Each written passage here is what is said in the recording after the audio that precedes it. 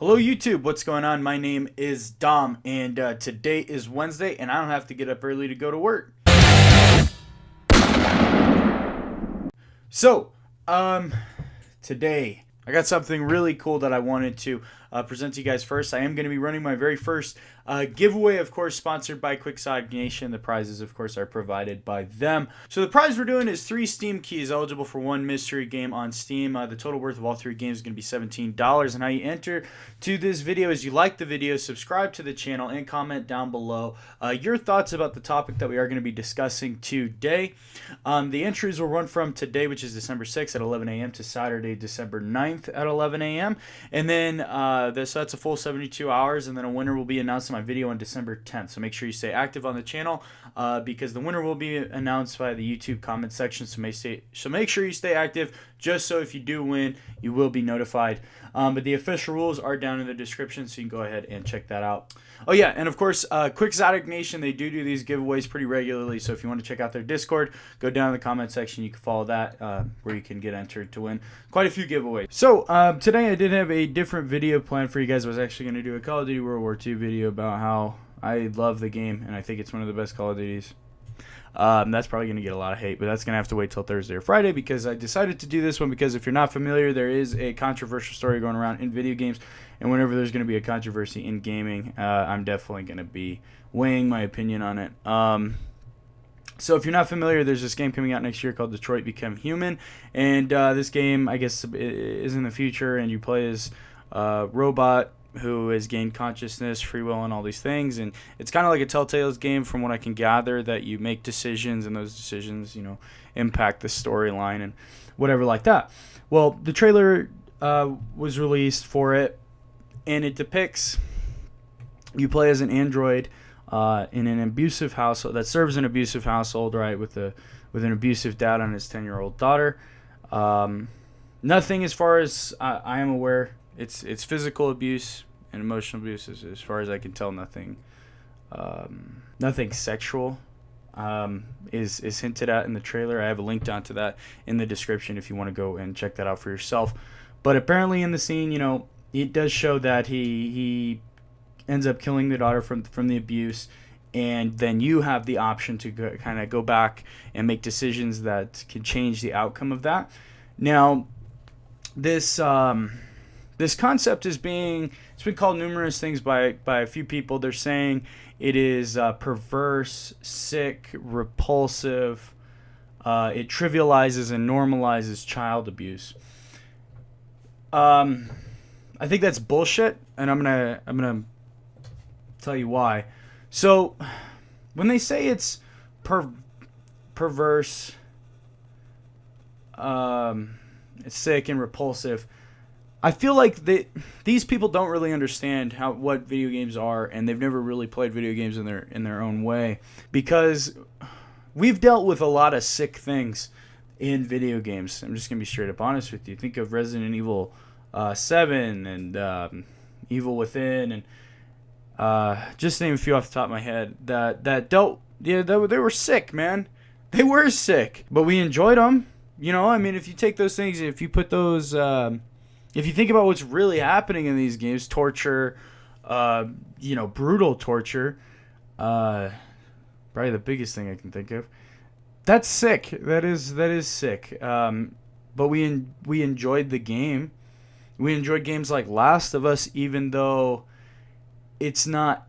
Those games aren't a source of excitement and super fun and whatever. We enjoy them in a different way because we have an emotional connection on some way to what's going on in the story, especially Last of Us. The final level where you have to save Ellie from the people who, I forget what they're called, but the people who want to kill her for the antidote in her blood or whatever. You have to save her, and you enjoy that, not because that scene is uber fun, but it's because you have an emotional connection to the character and you're saving them, and that's what makes the enjoyment all that much better. So when you're talking about a game like this, I can imagine playing this game, and I'm not going to enjoy the fact that the dad is beating the daughter. I think these people that are saying these things about this game are saying that the abuse is being normalized, being trivialized, and that you're enjoying the abuse, and that's not what's going on. you're enjoying the takedown of the abuse, right? You're enjoying taking down the father. That's where games like this have their place. They deal with moral questions, moral responsibilities, and I'm completely against any call to censor the game, remove it, remove these parts from the game, whatever. I don't know if this is the whole game or if this is just a part of the game, but to remove this or censor it in any way, I'm completely against for numerous reasons. I'm against censorship. There's a reason we have an ESRB rating system so that you know kind of what you're buying. Before you can buy it, you can always look things up as well. So I'm completely against censorship. I think freedom of speech and being able to do what you want is tantamount to society. I'm also against this because when you deal with these sort of moral questions in video games, it is a great way to convey a message, to get a point across to people in a pill that is easy to swallow. It's exactly what I try to do here on the channel with my philosophy gaming videos that I do on Saturdays and Sundays a lot of the time, where I have these discussion videos.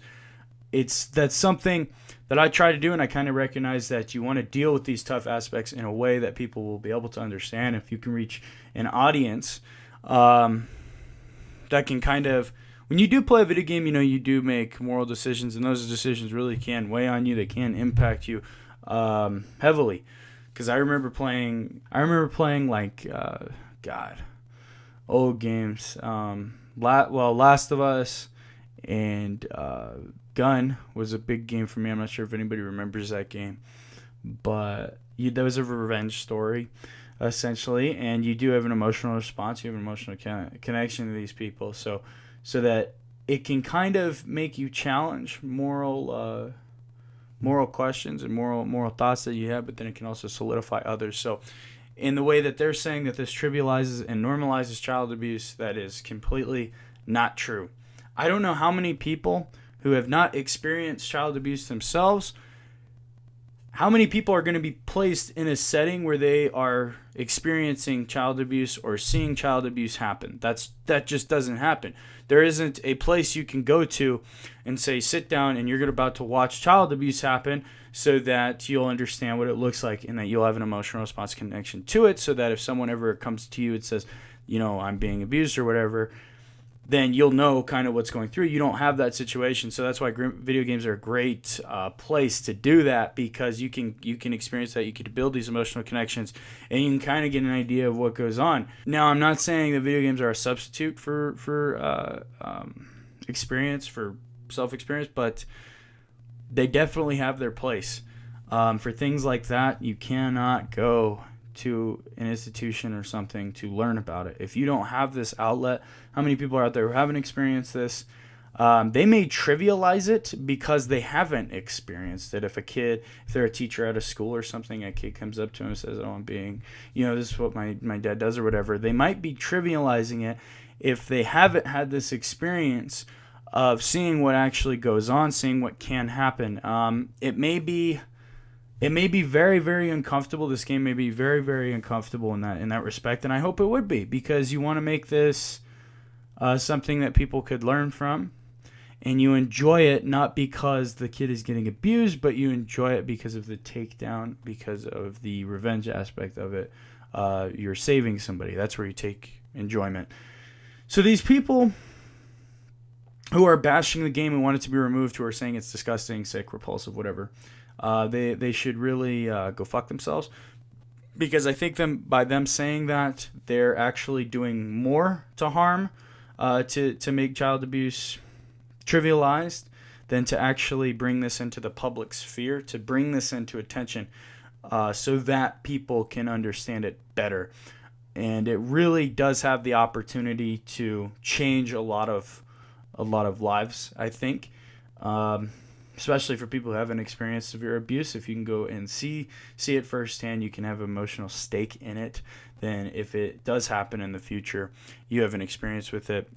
It may spark that emotional response, and then you may be able to do something about it. So honestly, these things, we should not hide from them. We should not shy from them. They're dark parts of society, but we need to keep them in light so that we can deal with them in the future, because if you just shove it under the carpet, you're doing more harm than good, I think. But anyway, go ahead and drop your thoughts and opinions down in the comment section below. And that will enter you to win in that giveaway, of course. And stay tuned to the channel so you'll know when I announce the winner and whatnot. But anyway, thank you guys so much for watching, and I will see you in the next video.